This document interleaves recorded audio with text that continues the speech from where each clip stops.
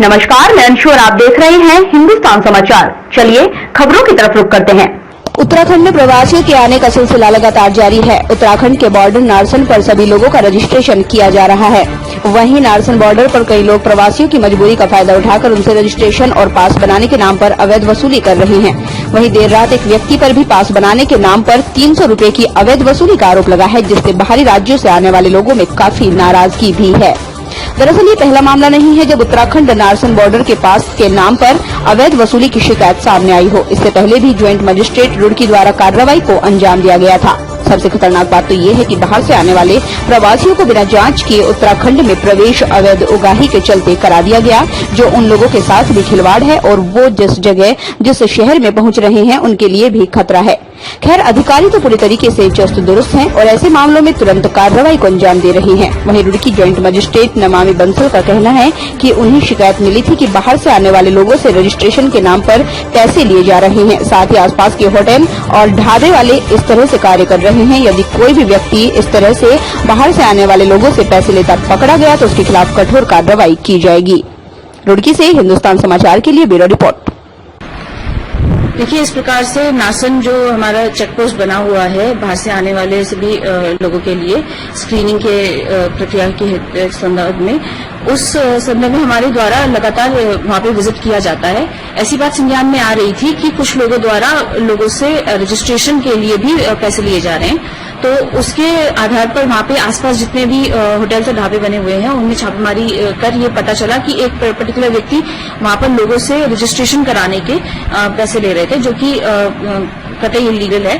और सरकार द्वारा ये प्रक्रिया निःशुल्क व्यवस्था इसकी की हुई है। एक बेसिक लिंक पर रजिस्टर करने की ये प्रक्रिया है। तो उस संबंध में कार्रवाई के लिए वो छापेमारी की गई थी।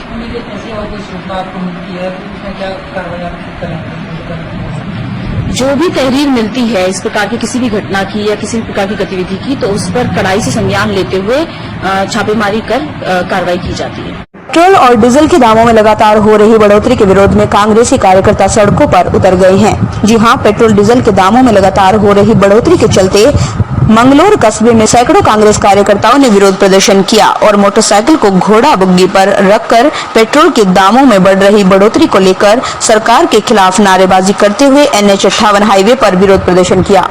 विरोध करते हुए कांग्रेस कार्यकर्ताओं ने भाजपा सरकार पर जनता को लूटने का आरोप लगाया है। कच्चे तेल की कीमतों में भारी गिरावट के बाद भी तेल के दाम आसमान छू रहे हैं। ऐसा पहली बार हुआ है कि डीजल पेट्रोल से महंगा हुआ है। किसान पहले ही परेशान हाल है। अभी तो किसानों को उनकी फसलों की लागत मूल्य नहीं मिल पाया और अब डीजल पेट्रोल के दाम आसमान छू रहे हैं। ऐसी हालत में किसान खेती करने से परहेज कर रहा है। भाजपा सरकार ने केवल देश की जनता को लूटने का कार्य किया है। मोदी सरकार मनमाने ढंग से जनता का शोषण कर रही है, जिसे कांग्रेस किसी भी सूरत में बर्दाश्त नहीं करेगी। देखिए, जैसा कि आप सबको पता है, पिछले लगातार 22 दिन से पेट्रोल डीजल के दामों में बेतहाशा वृद्धि करने का काम केंद्र सरकार के द्वारा किया जा रहा है। आप ये समझ सकते हैं कि भारतीय जनता इस समय एक तरफ तो कोरोना से जो महामारी है उससे बहुत ज़्यादा त्रस्त है, रोजगार के साधन बंद हो गए हैं। दूसरी तरफ किसान और मजदूर को मारने का काम सरकार के द्वारा कराया जा रहा है। डीजल पहली बार भारतीय इतिहास में पेट्रोल से ऊपर गया है, जिसके परिणाम देखने को आने वाले समय में बहुत गंभीर मिलने जा रहे हैं। किसान के लिए जो पूर्व सरकार जो सब्सिडी डीजल को हमेशा देती आई थी, उसे खत्म करके पहली बार डीजल के दामों में बेतहाशा वृद्धि कर दी गई है। 868% एक्साइज ड्यूटी और टोटल जो मूल्य वृद्धि इसमें आई है वो देखने को मिल रही है, जिसके कारण किसान बहुत त्रस्त है। सिंचाई की व्यवस्था, जुताई के लिए जो उनको डीजल चाहिए, ट्रांसपोर्टर की जो कॉस्ट है वो भी बढ़ गई है। उस कारण महंगाई बेतहाशा बढ़ती है। मैं नाइट सवाल की बात से तो संबंध करते हुए लोगों का जो प्रदर्शन था वो तेल पर बढ़ी एक्साइज ड्यूटी, तेल को इन्होंने डीजल को पेट्रोल को महंगा किया है केंद्र सरकार ने। हम लोगों की मांग इसको कम किया जाए। इसके कम होने से ट्रांसपोर्टर्स की लागत कम होगी, अन्य चीज़ों की लागत होगी। महंगाई है, महंगाई को हम कम कर सकते हैं। महंगाई कम होगी तो काम जरूर होगा, आम हो रहा है। तो इसीलिए सरकारें बनती है कि आप चीज़ों को ध्यान में रखा जाए। तो केंद्र सरकार से हम लोगों की मांग है कि इस पर डीजल पर इन्होंने दुनिया के सबसे ज़्यादा टैक्सेस लगा रखी है उनको कम किया जाए और आम आदमी को राहत दी। लक्सर कोतवाली क्षेत्र के खड़ंजा कुतुबपुर गांव में संदिग्ध परिस्थितियों में एक युवक व एक युवती की मौत हो गई थी, जिनको देर रात आनन फानन में दफना दिया गया था। क्षेत्र में चर्चा का विषय बन गया और किसी ने इसकी शिकायत जिलाधिकारी हरिद्वार को कर दी। मौके पर पहुंचे नायब तहसीलदार से जब बात की गई तो उन्होंने बताया कि संदिग्ध परिस्थितियों में एक युवक और युवती की मौत हो गई थी, जिनको ग्रामीणों ने दफना दिया था। जिलाधिकारी के आदेश के अनुसार कब्रों से शवों को निकाला जा रहा है और पंचायतनामा की कार्रवाई की जा रही है।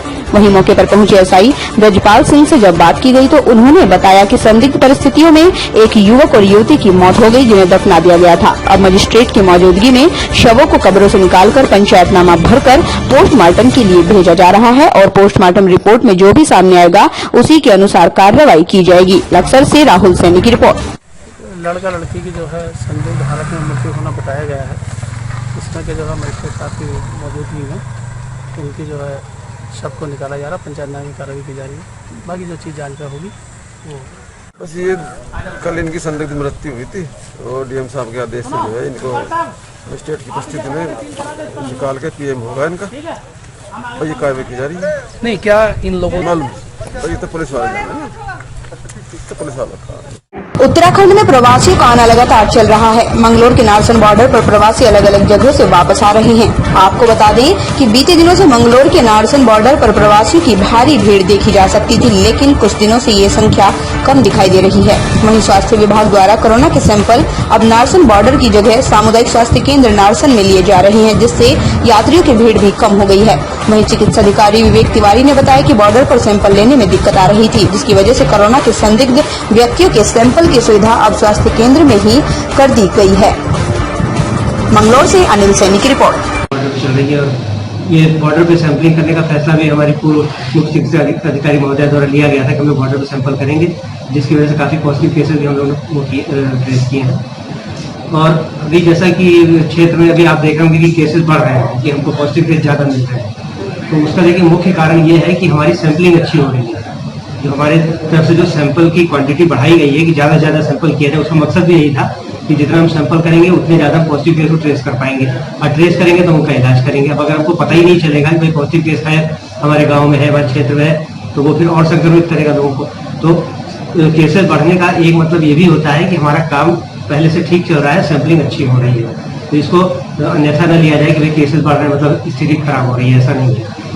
और दूसरी बात जहाँ तक ये है कि गर्मी बढ़ रही है, लोग परेशान हो रहे हैं, बाहर से लोग आ रहे हैं, उनको खड़े होना पड़ रहा है, तो उसको ध्यान में रखते हुए भी हम लोग ने अपनी टीम्स भी बनाई है।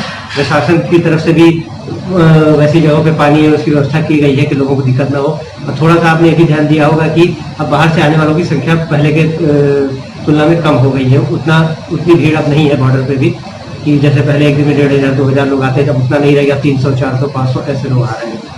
तो इसलिए ऐसी कोई परेशानी या समस्या की बात नहीं है, चीज़ें नियंत्रण में है, ऐसा कोई ये नहीं है उसको कह सकते कि कोई चीज़ें हमारे हाथ से बाहर जा रही हैं, कोई दिक्कत की बात है।